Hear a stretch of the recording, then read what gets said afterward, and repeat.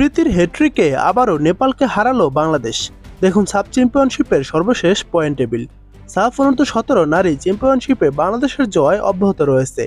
আজ বিকেলে ভুটানের চাংলিমিথেং স্টেডিয়ামে বাংলাদেশ 4-1 গোলে নেপালকে হারায় তারা। বাংলাদেশের হয়ে সুরভি আকন্দ প্রীতি হ্যাট্রিক করেন।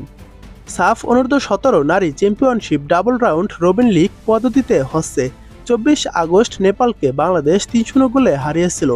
আজ আবার নেপালের মুখোমুখি হয়ে বাংলাদেশ 4-1 গোলের জয় পায়।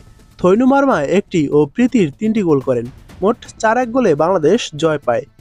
বাংলাদেশকে আজ গোলের জন্য 38তম মিনিট পর্যন্ত অপেক্ষা করতে হয়েছে। 38তম মিনিটে থৈনু একক প্রচেষ্টায় নেপালের বক্সে প্রবেশ করে কোনাকুনি শটে গোল করেন। মিনিট 7 পর ব্যবধান দ্বিগুণ করেন প্রীতি। ইনজুরি সময়ে কর্নার থেকে বাংলাদেশি ডিফেন্ডারদের অসতর্কতায় নেপাল একটি গোল পরিশোধ করে।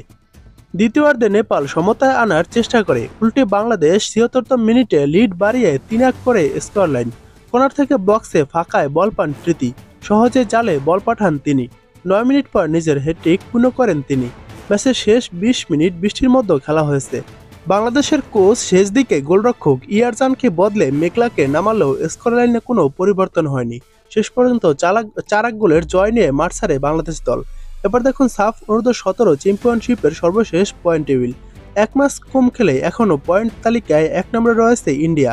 ইন্ডিয়া 3টি ম্যাচ খেলে 3টি ম্যাচে জয় পেয়েছে। ইন্ডিয়ার পয়েন্ট ৯। ইন্ডিয়ার প্লাস গোল সংখ্যা রয়েছে ১৭। 2 নম্বরে রয়েছে বাংলাদেশ। বাংলাদেশ 4টি ম্যাচ খেলে 3টি ম্যাচে জয় পেয়েছে, 1টি ম্যাচ হেরেছে। বাংলাদেশের পয়েন্ট ইন্ডিয়ার সমান ৯ এবং বাংলাদেশের প্লাস গোল রয়েছে 6টি। 3 নম্বরে রয়েছে নেপাল। নেপাল 4টি ম্যাচ খেলে 1টি ম্যাচে জয় পেয়েছে, 3টি ম্যাচ হেরেছে। নেপালের পয়েন্ট 3।